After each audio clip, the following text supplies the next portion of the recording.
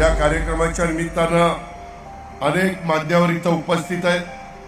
खरं तर अशा प्रकारचे कार्यक्रम व्यवस्थितपणे राबवण्याच्या करता आपण या उपक्रमामध्ये जवळपास 18 वयोगटातील 0 ते 18 राज्यातल्या 2 कोटीपेक्षा अधिक बालकांची सर्वांगीण आरोग्य तपासणी करण्यात येणार आहे। महात्मा ज्योतिराव फुले जन आरोग्य योजनेमार्फत देखील मोफत उपचार आणि शस्त्रक्रिया देखील उपलब्ध करून दिल्या जाणार आहेत। आर्थिक परिस्थितीमुळे उपचार घेऊ न शकणाऱ्या गरजू बालकांच्यासाठी देखील गेल्याच आठवड्यामध्ये आम्ही बारामतीमध्ये विनामूल्य शस्त्रक्रिया उपक्रमाची सुरुवात केलेली आहे आणि त्याच्यामध्ये आम्ही काही डॉक्टरांना विनंती केली